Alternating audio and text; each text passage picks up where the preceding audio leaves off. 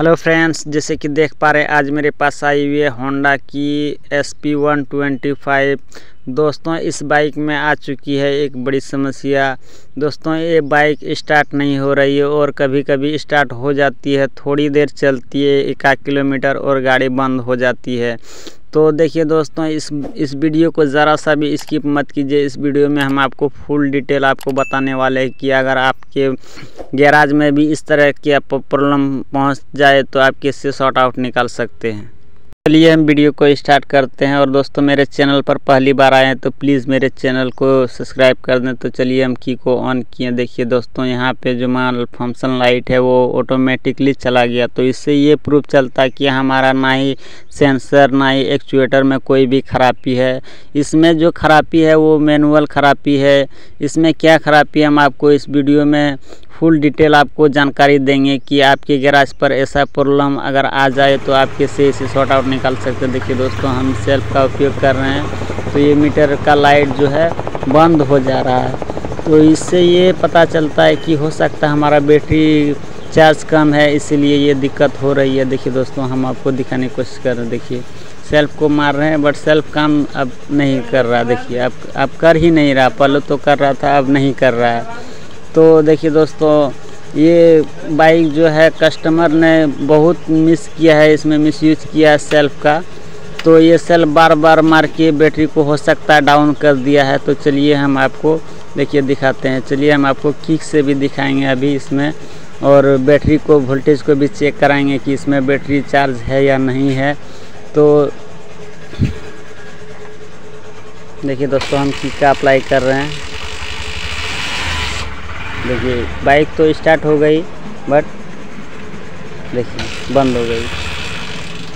देखिए अब स्टार्ट हो ही नहीं रही है। तो इस तरीके का प्रॉब्लम इस बाइक में आ चुकी है कि कस्टमर कह रहे थे कि 1 किलोमीटर चलते हैं और थोड़ी देर फिर खड़ा कर देते हैं बाइक को तो फिर स्टार्ट हो जाता है, और अगर फिर मारते रहे तो स्टार्ट नहीं होता है। तो इसमें हो सकता है कि करंट का भी प्रॉब्लम आ चुका है या फ्यूल रिलेटेड कोई प्रॉब्लम आ चुका है। तो इसमें जो सेंसर एक्चुएटर है उसमें कोई प्रॉब्लम है नहीं, क्योंकि माल फंक्शन लाइट है वो ऑटोमेटिकली चला गया।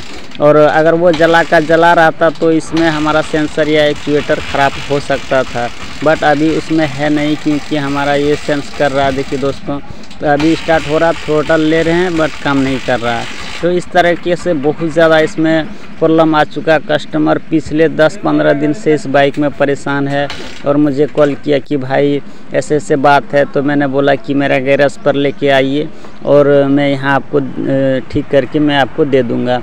तो अभी भाई साहब ने अभी गैराज पर लेके आए हैं। तो चलिए हम प्लग होल्डर को ओपन कर लेते हैं पहले और आपको करंट को चेक कराते हैं।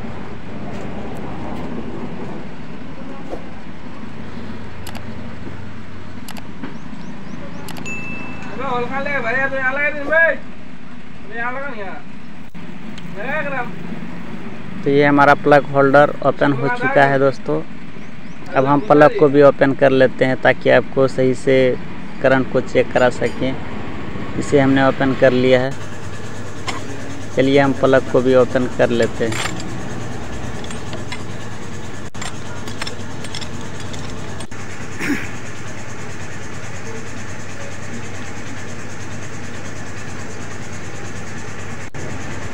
तो ये हमारा प्लग भी ओपन हो चुका है। देखिए प्लग में कार्बन लगे हुए हैं, बट अभी हम इसमें न्यू प्लग डाल के भी आपको दिखाएंगे कि हो सकता है इसमें प्लग का भी प्रॉब्लम हो। तो आप सबसे पहले आपको हम करंट देखिए दोस्तों, करंट बहुत अच्छा दे रहा है। इसमें करंट का कोई दिक्कत है नहीं। देखिए करंट कितना अच्छा है, इसमें करंट रिलेटेड कोई प्रॉब्लम है ही नहीं। देखिए किक को मार रहा है करंट दे रहा है। देखिए करंट बहुत अच्छा है दोस्तों, इसमें करंट में कोई दिक्कत है नहीं। तो अब इस बाइक में हम आपको पहले बैटरी वोल्टेज को आपको चेकअप कराएंगे कि इसमें वो बैटरी वोल्टेज चार्ज कम है या फिर क्या है। तो चलिए हम पहले पैनल को ओपन कर लेते हैं। तो ये देखिए दोस्तों यहाँ पे स्क्रू लगा हुआ है जो पेचकस की मदद से हम इसे ओपन कर लेते हैं और फिर पैनल को ओपन करते हैं। तो चलिए अब पैनल को ओपन कर लेते हैं और आपको बैटरी वोल्टेज को चेकअप कराएंगे। तो ये देखिए दोस्तों यहाँ पे बैटरी मिंडा का लगा हुआ है। इसमें दूसरा बैटरी न्यू डाला गया है थोड़ी दिन पहले। तो चलिए हम बैटरी वोल्टेज को नाप लेते हैं। पहले देखिए दोस्तों, हमने मल्टीमीटर को 20 वोल्ट पे सेट कर दिया है और हम बैटरी वोल्टेज को नापते हैं। देखिए हमने नेगेटिव पॉजिटिव को सेम जगह पे लगाया है। देखिए दोस्तों 9/118, तो इसका मतलब ये है कि इसमें बैटरी अभी चार्ज कम है, क्योंकि सेल्फ का बहुत ज़्यादा उपयोग किया गया है। तो हम इसे सबसे पहले बैटरी को चार्ज करेंगे, फिर आपको चार्ज करके इसमें इंस्टॉल करके और आपको इस बैटरी को चेकअप कराएंगे कि इसमें। देखिए दोस्तों हमारा बैटरी जो है चार्ज करके हम इसमें लगा दिए हैं और आपको हम दिखाते हैं कि इसमें चार्ज हुआ है या नहीं हुआ है। तो देखिए हमने मल्टीमीटर को 20 वोल्ट पे सेट कर लिया है और बैटरी वोल्टेज को चेकअप कराते हैं। देखिए दोस्तों 1391 आ रहा है, तो इसका मतलब ये है कि हमारा बैटरी एकदम पूरी तरीके से चार्ज हो चुका है। बैटरी में अब कोई दिक्कत रहा नहीं, तो इसे हम लगा चुके हैं। अब आपको न्यू प्लग लगा के और बाइक को स्टार्ट करके दिखाते हैं। तो ये हमारा हाथ में न्यू प्लग है दोस्तों, यहाँ पे दिखा पा रहे हैं आपको। ये बहुत अच्छी क्वालिटी का प्लग है दोस्तों। चलिए हम इसे लगा लेते हैं। देखिए इसका गैप भी सही है। तो चलिए हम प्लग को पहले असेंबल कर लेते हैं।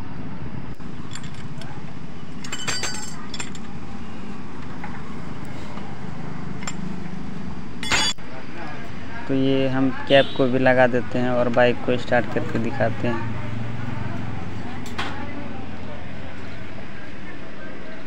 चाबी को ऑन करो। देखिए दोस्तों अब सेल्फ का उपयोग करते हैं। देखिए दोस्तों इसमें कोई फ़र्क नहीं पड़ा, जिस तरह पहले था उसी तरह सेम अभी भी है दोस्तों। इसमें जो है कि प्रॉब्लम दूसरा कुछ चीज़ है, इसमें बैटरी का कोई दिक्कत था नहीं, क्योंकि सेल्फ का उपयोग किया गया था, इसलिए बैटरी डाउन हो चुकी थी। तो चलिए हम किक का भी अप्लाई करके देखते हैं। देखिए दोस्तों इसमें कोई भी फ़र्क नहीं पड़ा। तो अब इससे ये पता हो जाता है कि हमारा करंट और बैटरी रिलेटेड कोई प्रॉब्लम है नहीं। तो चलिए हम फ्यूल को चेक करते हैं कि इसका फ्यूल का जो प्रेशर है वो सही है या नहीं। तो हम पैनल को ओपन कर लेते हैं और आपको दिखाते हैं। ये देखिए हमारा ECU है दोस्तों और यहाँ पे फ्यूल पंप लगा हुआ है। तो हम यही फ्यूल पंप को चेकअप करेंगे कि इसमें प्रेशर सही से दे रहा है या नहीं दे रहा। तो यहाँ पे देखिए एक क्लिप लगा हुआ है, तो उस क्लिप को छोटे से पेचकस की मदद से हमें क्लिप को बाहर की तरफ खींचना है, ताकि क्लिप बाहर निकल जाए हल्का सा और अपनी जगह से छोड़ दे। तो देखिए इस तरीके से हमने क्लिप को बाहर किया और थोड़ा थोड़ा बाहर की तरफ प्रेस करेंगे। तो इस तरीके से देखिए दोस्तों, इस तरीके से बाहर को प्रेस करेंगे, ये हमारा बाहर निकल चुका है। तो अब जैसे ही चाबी को ऑन करेंगे, ऑन ऑफ करेंगे, तो इसमें प्रेशर के साथ पेट्रोल आना चाहिए दोस्तों। आपको हम दिखाते हैं। देखिए दोस्तों चाबी को ऑन कर रहे हैं तो इसमें ज़रा सा भी प्रेशर नहीं, आपको सही से दिखाने। देखिए दोस्तों कितना कम प्रेशर है। तो यही मेन जो कारण था दोस्तों, तो प्रेशर ही नहीं है। अगर आपको फ्यूल पंप कैसे क्लीन करना उसका वीडियो आपको चाहिए तो लिंक डिस्क्रिप्शन बॉक्स में मैं दे दूंगा। मैंने उसका वीडियो ऑलरेडी बना चुका हूं। तो चलिए हम इसे पहले क्लीन कर लेते हैं और आपको फिर बाद में प्रेशर चेक कराते हैं।